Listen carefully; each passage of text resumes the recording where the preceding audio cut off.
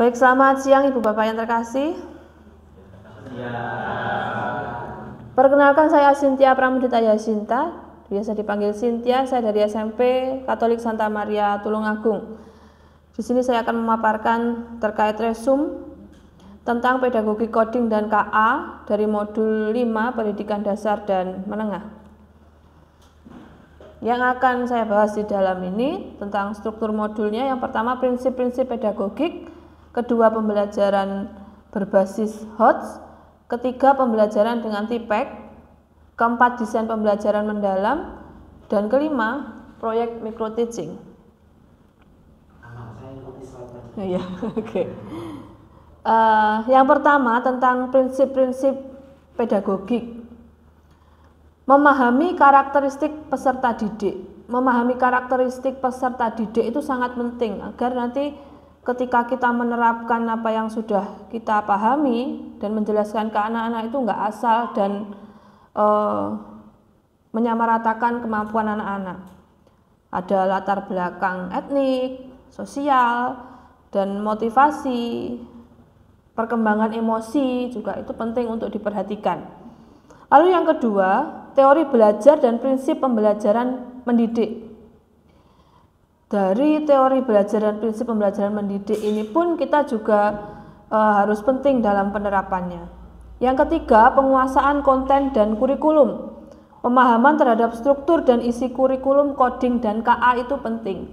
Jadi sebelum kita menyampaikan ke anak-anak, penguasaan untuk konten dan kurikulum tentang coding dan KA ini kita harus benar-benar menguasai dulu. Yang keempat, memahami potensi peserta didik.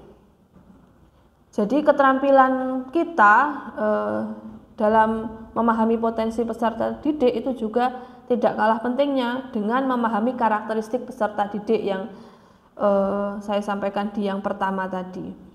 Yang kelima, keterampilan berkomunikasi. Kadang orang yang memahami, orang yang pandai di coding maupun KA pun, bukan hanya coding dan KA ya, semua mata pelajaran, ketika mengkomunikasikan ke anaknya salah, maka apa yang didapat anak itu juga jadi kurang tepat. Atau bahkan mereka yang tadinya sudah paham, ketika kita jelaskan malah tambah mumet, tambah bingung karena penjelasan kita, cara komunikasi kita itu kurang dialogis. Jadi hanya satu arah saja tanpa kita mau mendengar dari mereka juga. Lalu yang terakhir, proses penilaian dan evaluasi belajar, baik itu nanti formatif maupun sumatif untuk memastikan pembelajaran yang kita sampaikan itu efektif. Berikutnya, pembelajaran berbasis HOTS. Di sini untuk high order thinking skills itu memang dalam transfer pengetahuan itu penting karena untuk membuat siswa transfer pengetahuan biar mereka ketika mendengar penjelasan yang kita sampaikan itu bisa menerapkannya kepada kehidupan nyata, kepada kehidupan sehari-hari, bukan hanya materi-materi, teori-teori saja tanpa mereka bisa menerapkannya. Lalu yang kedua terkait pemecahan masalah, mengembangkan kemampuan siswa dalam memecahkan masalah. Yang pertama sebelum memecahkan masalah, mereka harus bisa dulu membreakdownnya. Mereka harus bisa menganalisis dulu. Itulah kenapa soal-soal sekarang itu, terutama kaitannya dengan HOTS, itu bukan hanya soal langsung diketahui, ditanya, jawab. Tapi mereka harus bisa menganalisis. Sehingga mereka memecahkan masalah itu dari hasil analisisnya, bukan dari hafalannya saja. Lalu yang ketiga, berpikir kritis dan kreatif. Dengan menganalisa suatu permasalahan, tingkat kritikal mereka dan kreativitas mereka itu benar-benar diperlukan. Jadi kalau hanya hafalan saja tanpa mereka bisa mengkritisi suatu permasalahan, itu nanti akhirnya ketika ganti permasalahan mereka bingung karena itu bukan yang mereka hafalkan. Kalau mereka benar-benar paham tentang kritis dan kreatifnya, tentang analisis, mereka pasti mau ganti soal bentuk seperti apapun. Kalau mereka benar-benar bisa mengkritisi permasalahan tersebut, nggak akan jadi masalah untuk mereka. Yang keempat, taksonomi Bloom. Kalau untuk lower order thinking skill itu kan C1 sampai C3. Tapi untuk HOTS ini dia C4 sampai C6, menganalisis, mengevaluasi dan mencipta. Itu yang akan memang nggak bisa langsung kita, karena apalagi anak sekarang yang daya juangnya rendah sekali. Mungkin kalau dibandingkan dengan zaman kita dulu, seperti yang pernah disampaikan oleh Pak Manu, kalau kita dulu kurang apa, seperti apa itu digepuk penggaris yang disampaikan Pak Tommy kemarin itu kita nggak ada masalah, dan itu malah justru membuat kita jadi semakin lebih baik. Tapi kalau anak sekarang, ya seperti yang kita ketahui bersama bahwa daya juangnya sangat rendah, dan itu yang perlu kita gali, bagaimana cara mereka agar C4, C5, C6 ini bisa jalan dengan kondisi anak yang seperti itu. Saya yakin bisa, tapi memang tidak bisa instan. Lalu berikutnya dimensi pengetahuan, faktual, konseptual, prosedural, dan metakognitif. Anak-anak itu bukan hanya anak-anak ya, kita saja ketika diajari dan didampingi oleh Pak Manu, ketika Pak Manu menyampaikan pengalaman yang beliau alami sendiri kepada kita akan lebih mudah untuk punya gambaran. Misalnya dengan modul-modul yang kemarin, kita mau masuk modul 2, 3, 4, Pak Manu menyampaikan apa yang beliau alami sendiri pada saat TOT dan pada saat diklat-diklat beliau. Jadi kita punya gambaran dalam modul ini nanti kita mau ngapain, apa yang mau kita lakukan. Demikian juga dengan anak-anak. Ketika ada fakta yang kita sampaikan ke anak-anak, mereka itu untuk tidak hanya bayangan saja, mereka ada gambaran yang jelas. Ini nanti kita mau membahas tentang apa, dan itu penting untuk kita terapkan di pembelajaran. Berikutnya, pembelajaran dengan TPEC. Yang pertama, content knowledge, penguasaan terhadap materi pembelajaran. Memang mungkin kita sebagai guru itu lebih identik dengan belajar lebih 1 hari, 2 hari atau sebelumnya kita lebih belajar dibandingkan anak-anak. Tapi bukan hanya asal belajar yang kita butuhkan, tapi kita harus benar-benar menguasai materi pembelajarannya, sehingga seperti yang disampaikan di awal tadi, ketika kita menyampaikan ke anak dengan dialogis, anak itu tidak bingung. Jangan sampai anak sudah punya dasar, ketika kita masuki, ketika kita jelaskan malah jadi bingung. Berikutnya PK, pedagogical knowledge.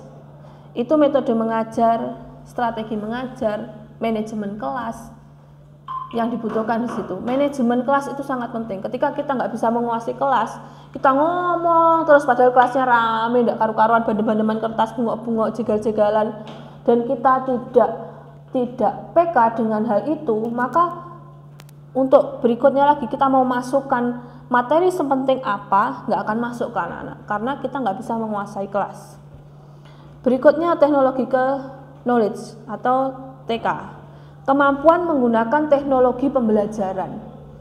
Meskipun kita sudah mengajar puluhan tahun, tapi kalau kita tidak mau belajar tentang teknologi yang notabene sekarang itu hal yang lumrah untuk kita gunakan, maka bukan hanya kita ketinggalan zaman, kita juga akan membuat anak-anak kita yang kita ajar di sekolah itu juga akan ketinggalan jauh sekali dibandingkan dengan generasi selanjutnya. Jadi jangan sampai kita membuat mereka semakin ketinggalan teknologi karena kita tidak mau belajar teknologi. Begitu. Nah, di sini interaksi antara TPK, TCK, dan PCK. TCK itu hubungan teknologi dan konten. PCK, strategi pedagogis sesuai konten. TPK, pemanfaatan teknologi dalam pedagogik. Sedangkan TPEC itu sendiri, integrasi ketiganya untuk pembelajaran lebih efektif. Ketiganya itu ya tadi, TPK, TCK, PCK, strategi integrasi konten, pedagogi, dan teknologi. Itu harus kita integrasi sehingga pembelajaran kita tidak mentah ke anak-anak. Next, desain pembelajaran mendalam. Desain pembelajaran mendalam di sini yang pertama pendekatan meaningful, mindful, joyful learning yang tadi juga sudah disampaikan oleh Pak Manu. Kalau meaningful learning itu pembelajaran relevan dengan kehidupan nyata siswa. Sekali lagi, kalau mereka mengalaminya di kehidupan sehari-hari, itu mereka akan lebih mudah untuk memahaminya. Karena apa? Karena mereka mengalaminya. Lalu yang mindful, siswa sadar dan fokus terhadap apa yang mereka pelajari. Mereka bisa fokus jika mereka sadar. Yang saya pelajari ini tentang apa? Pentingnya buat saya apa? Itu mereka bisa fokus kalau mereka sadar. Lalu joyful ini tidak kalah penting karena pembelajaran menyenangkan itu memotivasi rasa ingin tahu mereka. Kalau dari awal itu gurunya belum masuk, lagi krungu suarane sepatune gurunya tok tok, aduh ibu iki.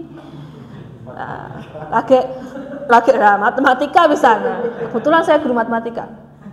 Apalagi baru gitu sudah aduh apa maneh. Nah, itu berarti kita sebelum mulai kita sudah kasih tekanan ke anak-anak. Sebelum mulai mereka sudah under pressure. Mereka nggak joyful, mereka tidak mengalami hal yang menyenangkan untuk mempersiapkan diri dengan rasa ingin tahu mereka. Kalau kita bisa membuat, kita bisa manajemen kelas kita menjadi menyenangkan sehingga mereka pengen tahu, seperti ketika fasil kita menyampaikan, lalu kita jadi penasaran, mau tanya ini, mau tanya ini. Kenapa? Karena mengkondisikan kelasnya benar, mengkondisikan kelasnya enjoy. Jadi rasa ingin tahu kita itu besar sekali untuk bertanya ke fasil kita. Kenapa? Ya seperti itu tadi, pembawaannya itu tidak tegang seperti dosen di workshop, tidak tegang seperti pengajar di workshop, tapi seperti rekan yang mau ngajak praktik bersama-sama berdasarkan pengalaman yang sudah dialami. Begitu. Lalu tahapan berikutnya konstruksi pengetahuan, aplikasi, dan refleksi. Konstruksi pengetahuan itu memahami dasar-dasar coding dan KA. Kita membangun pengetahuan kita tentang coding dan KA. Karena ya nggak mungkin kita bisa menyampaikan, kita nggak mungkin bisa berbagi praktik baik, kita nggak mungkin bisa menerapkan ke anak-anak kalau tidak memahami dasar-dasar coding dan KA. Aplikasi jelas, mengaitkan konsep dengan masalah kehidupan nyata. Kok itu lagi, memang itu lagi. Karena tujuan kita belajar ini untuk apa kalau bukan untuk diterapkan kepada kehidupan sehari-hari, utamanya ke anak-anak. Berikutnya refleksi, mengevaluasi pengalaman dan pembelajaran secara mandiri. Lalu model ini model pembelajaran ya, mau pakai problem based, project based, inquiry based learning, monggo kita sesuaikan dengan karakter peserta didik kita. Karena belum tentu model pembelajaran yang digunakan satu guru dengan guru yang lain itu sesuai dengan peserta didiknya. Karena iklim di sekolah kita tidak sama. Next.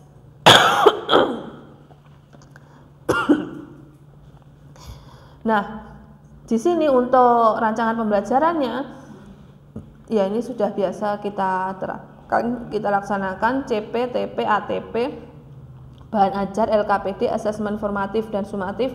Asesmen formatif dan sumatif ini jangan disepelekan karena ini untuk mengukur apakah pembelajaran yang kita terapkan itu efektif atau tidak. Jadi jangan hanya ketika nilai formatif maupun sumatifnya rendah, jangan disalahkan muridnya. Bisa jadi kita salah memilih model atau metodenya, sehingga ketika kita tidak evaluasi, kita terus mengulangi cara yang sama, ya akan gitu-gitu lagi. Kita sangat penting untuk formatif dan sumatif ini mengukur efektivitas pembelajaran kita. Next. Nah, ini proyek micro teaching. Desain perangkat ajar berbasis PM. Nah, untuk mendesain perangkat pembelajaran di sini untuk peer teaching, praktik mengajarnya nanti kita harus mempersiapkan dengan baik dan dengan benar-benar siap yang besok akan kita laksanakan di LK 5.2 untuk persiapan peer teachingnya, refleksi dan evaluasi. Setelah itu upload hasil ke LMS. Ngoten nggih Pak, 5.2 nggih? Iya. Nah, kesimpulannya integrasi pedagogik, konten dan teknologi sangat penting. Fokus pada HOTS, TPEK, dan pembelajaran mendalam. Pembelajaran mendalam seperti yang tadi, mindful, meaningful, dan joyful tadi. Desain pembelajaran kunci keberhasilan, mengajar, coding, dan KA. Sekali lagi, desain pembelajaran kunci keberhasilan agar tidak monoton. Modul ini bertujuan membangun kompetensi guru abad 21. Thank you. Selamat siang, terima kasih.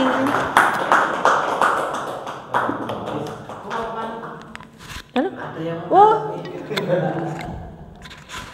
Silakan teman-teman, ada yang ingin menanggapi dari pernyataan beliaunya atau ada yang ingin ditanyakan dari kelompok 1, 2, atau 3? Monggo. Atau apa yang ada yang tanya? Nyala Mas ya. Ya, terima kasih. Untuk presentasinya sudah sangat cukup jelas. Terus kemudian saya mau tanya bagaimana seorang guru itu bisa menjaga konsistensi dan menciptakan lingkungan belajar menggunakan 3 elemen joyful, meaningful, sama mindful learning. Oh ya, oke. Saya coba ulang pertanyaan jenengan nih. Yeah. Jadi mungkin gini, memang ketika awal kita mau proses pembelajaran itu sudah diniati sebenarnya, mau meaningful, mindful, dan joyful. Awal kita terapkan dan ternyata itu baik. Lalu bagaimana menjaga konsistensinya agar itu tetap terjaga, ngoten nggih. Nah, tentunya untuk menjaga konsistensi ketiga elemen tersebut, kita harus tahu dulu, kita harus sadar dulu itu seberapa penting dan seberapa besar dampaknya untuk anak-anak kita dan untuk kita. Kalau ketika pertama kita melaksanakan ternyata berdampak positif bagi anak-anak, ya itu kesadaran kita. Kita sadar bahwa itu penting untuk anak-anak dan berdampak positif bagi mereka. Maka kita harus benar-benar menjaga konsistensinya. Kalau itu kita mulai kendor dan anak-anak berantakan lagi, kita akan mulai lagi dari awal. Memang maintenance ini tidak gampang, tapi lebih tidak gampang lagi kalau kita harus mulai dari awal lagi. Jadi kesadaran kita bahwa itu penting dan berdampak baik, itu yang akan membuat kita akan konsisten. Begitu Bu. Ngapunten Ibu sinten? Bu Nini saking SMP 3 Ngelut. Nggih, matur nuwun Bu Nini. Menarik. Ibaratnya kalau selama itu kita itu ben bakal nunjuki piye. Nggih, bener. Itu kita yang bisa menjaga. Ngoten? Ada lagi mungkin? Kalau Pak Tiga mau ya MPLS ngajak. Nggih, Pak Yedi monggo. Namanya Pak. Mungkin terima tes. Sudah masuk Pak. Terima kasih. Mungkin yang disampaikan. Namanya Pak, nama dan sekolah. Oh, iya. Mungkin nama saya Yedi Hermawan, mungkin dari Ngunut 1. SMP 1 Ngelut nggih. Ya. Ini yang ingin saya tanyakan, mungkin perlu bertanya sedikit saja. Nggih. Ini kan berkaitan dengan penggunaan AI dan sebagainya, AI, mungkin ChatGPT dan sebagainya nggih, gitu nggih. Pak ya. Nah, untuk itu apakah nanti ada mungkin efek yang dirasakan setelah menggunakan dari mungkin AI? Itu mungkin dalam hal apa yang bisa mempengaruhi gitu. Terus yang kedua, apakah dalam penggunaan IA atau ChatGPT mungkin sebagai guru nanti kalau muridnya kita menyampaikan ke murid, apakah kita perlu coba cari saja di ChatGPT, apakah seperti itu? Apakah itu harus hanya untuk kita? Nggih, hanya untuk kita, untuk istilahnya kalau kita tidak bisa kan yo wajar delok. Karena kita mungkin saya juga seperti ini andalane ChatGPT. Terus terang mawon nggih. Yang ketiga, tadi kan tentang itu. Yang ketiga, kalau kita berkaitan erat dengan murid, ini kan tentang keterkaitan penggunaan IE dan lain sebagainya. Apakah nanti hal itu dapat dilaksanakan seterusnya, Pak? Ya. Mungkin itu saja, terima kasih. Kalau ada yang kurang pas bisa disampaikan, mungkin monggo. Bendak ngantuk.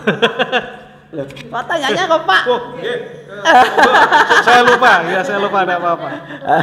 Wah, saya tadi cuma diem aja. Lupa ya, tidak apa-apa.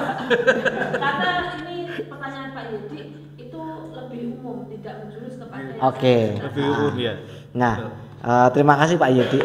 Jadi kalau tadi membahas kaitannya hot gimana, tipek gimana, lot di mana dan lain sebagainya. Jadi pertanyaan pertama, ini dampak positif dan negatifnya gimana terhadap perkembangan anak, kan seperti itu. Terus yang kedua, apakah kita itu menyarankan anak untuk ChatGPT ataukah hanya untuk guru saja? Pertanyaan kedua gitu. Yang ketiga, itu tadi kaitannya dengan apa Pak tadi? Lupa saya. Web apa? Oh, apakah ini nanti bisa diberlakukan seterusnya gitu nggih? Oke. Kita awali dulu dari pertanyaan nomor 3. Pertanyaan nomor 3 ini adalah kita bicara kaitannya dengan profesi, baik itu guru, apalagi guru bidang TI, terus pelaku usaha bidang teknologi, itu adalah dia adalah praktisi yang terus-menerus akan terus belajar. Jadi bisa jadi karena mungkin hari ini kita sedang bicara atau belajar kaitannya dengan KA, kaitannya dengan coding. Tetapi mungkin tahun depan itu ada sebuah lompatan teknologi misal. Nah, ada sebuah lompatan teknologi, bisa jadi ini nanti menjadi materi dasar. Padahal saat ini itu kita hari ini mempelajari yang lagi hype saat ini, yang lagi in. Jadi di situ akhirnya apa? Pola ketika itu bicara kaitannya dengan perkembangan teknologi itu adalah kita bicara bagaimana kita mengikuti perkembangan sebuah teknologi, tentunya dengan konsep paling mendasar adalah kita mampu berpikir secara komputasional. Ini yang terpenting. Sehingga ketika nanti ada perkembangan kita tinggal ngikut ngalir saja. Ngikut ngalir saja, ini yang perlu dipahami. Jadi ini seiring dengan saya pernah menghandle kegiatan Digital Entrepreneurship Academy.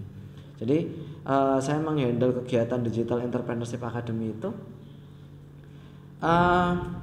yang terjadi itu adalah ketika kita dalam TOT, ternyata ketika TOT itu kendalanya adalah ini Pak.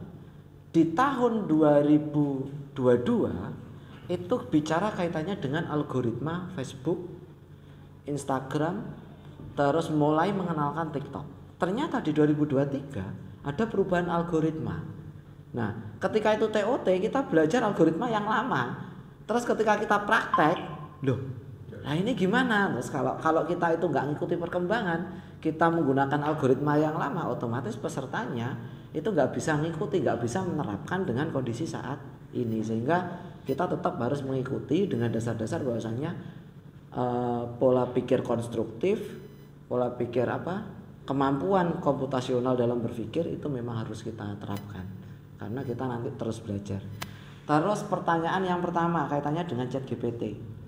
Kunci ChatGPT, Copilot, Bing, terus DeepSeek, Manus, Pop AI dan seterusnya. Pokoknya ngomongin KA semuanya. Yang terpenting adalah setiap kali kita menggunakan fungsi dari hal tersebut, itu adalah kita wajib melakukan yang namanya validasi.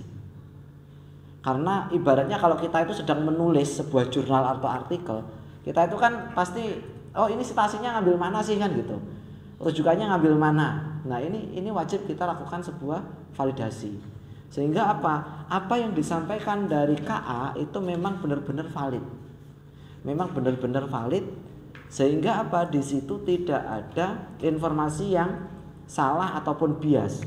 Karena ChatGPT saat ini dengan banyaknya inputan yang dalam tanda kutip enek sing beberapa salah, itu kadang pertanyaan-pertanyaan itu apa yang kita tanyakan di ChatGPT itu keluarnya nggak pas gitu. Jadi kita nggak bisa selalu mengandalkan ChatGPT gitu.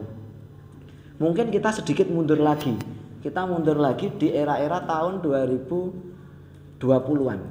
Di di era 2020-an ketika itu akademia, terus ada lagi beberapa jurnal yang dimana jurnal itu sebelumnya biasa dijadikan untuk rujukan.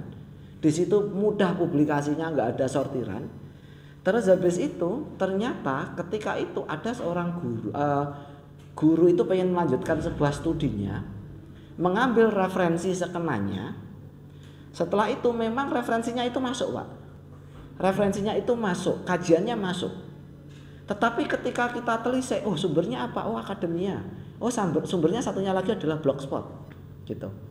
Setelah kita telisik, ternyata di Blogspotnya penulisnya itu adalah anak yang masih SMP. Nah, itu akhirnya apa? Itu tidak bisa digunakan sebagai rujukan. Jadi tidak bisa digunakan sebagai rujukan atau referensi. Jadi disitulah kita gunanya melakukan validasi. Walaupun di ChatGPT itu kita bisa nih apa istilahnya? Kita bisa memanfaatkan ini. Iya. Kita memanfaatkan untuk apa? Memanfaatkan untuk proses iki apa muni apa guru-guru mati ampun. Iya, pencarian informasi ini yang kita memanfaatkan itu kadang kita bisa kolaborasi di ChatGPT itu ada, Pak. Jadi dia udah gabung dengan Google Scholar. Dia udah gabung dengan beberapa jurnal dan lain sebagainya. Tetapi kadangkala linknya itu dibuka nggak bisa.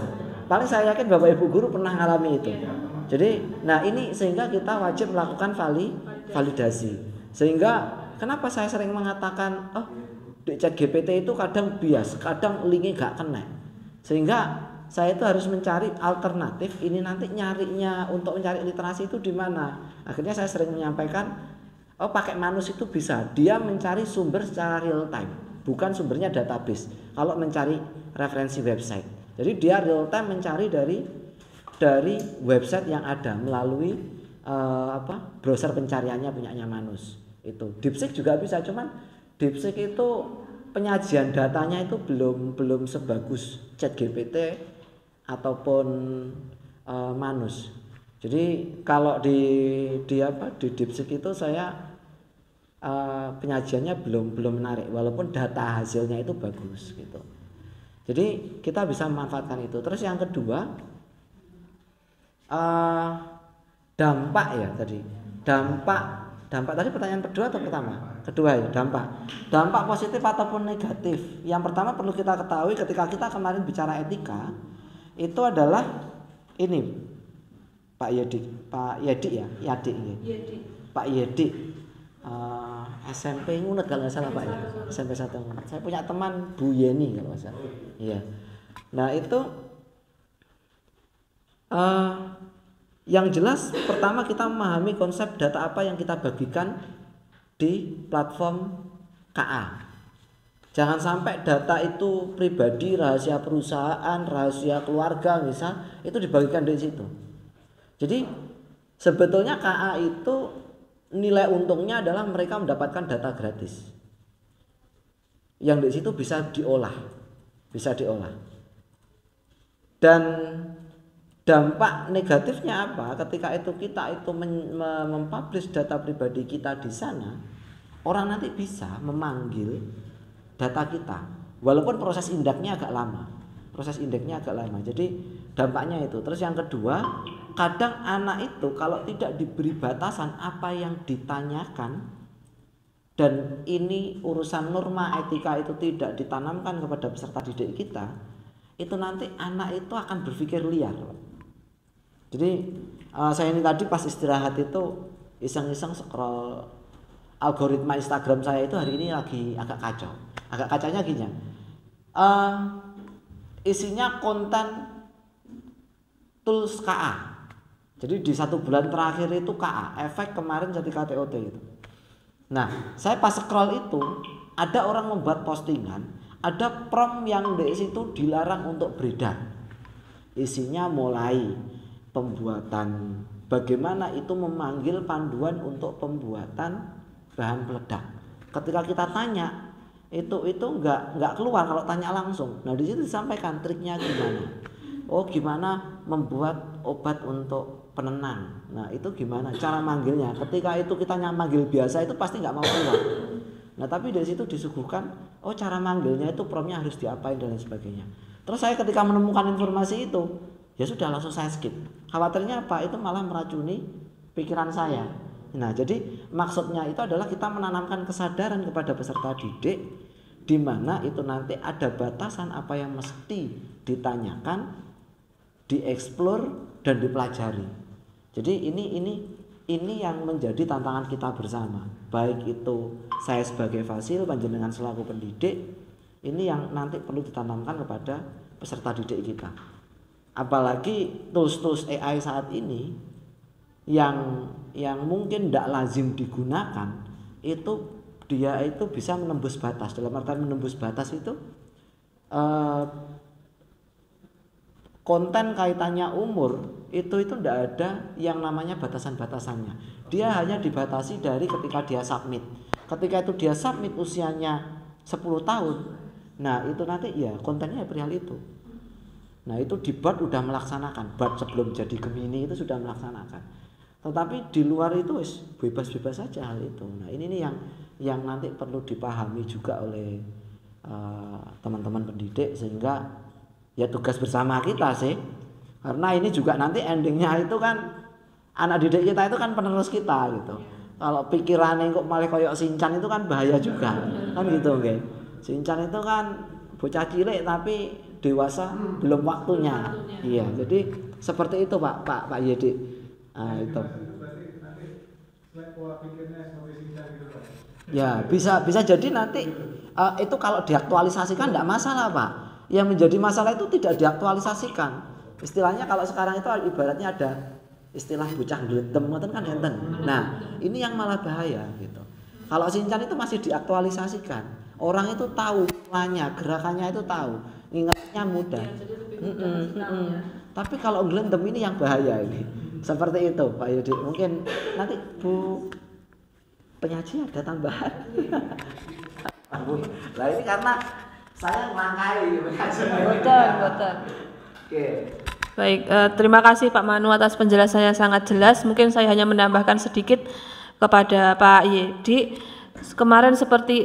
Kemarin lusa yang sudah disampaikan oleh Pak Manu di hari pertama kita, bahwa tujuan kita pakai ChatGPT dan AI yang lainnya itu bukan hasil akhirnya, bukan jawaban instannya.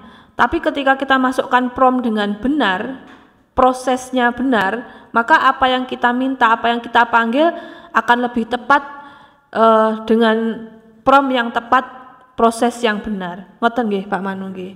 Jadi itu sangat penting untuk memasukkan promptnya dengan tepat. Jadi kita harus membantu anak-anak, bukan ayo pakai ChatGPT enggak, tapi ketika ya terbuka saja, memang mereka sudah tahu tentang ChatGPT, tapi hanya saja kita mengarahkan anak-anak itu menggunakannya dengan wise, menggunakannya dengan bijak, sehingga ketika mereka masukkan prompt dengan tepat, bagaimana caranya, bagaimana langkahnya, apa saja isinya, itu tugas kita untuk memandu mereka. Jadi biar mereka enggak asal begitu. Begitu teman-teman, bisa saya akhiri nggih Pak Manu? Nggih, selamat siang, terima kasih.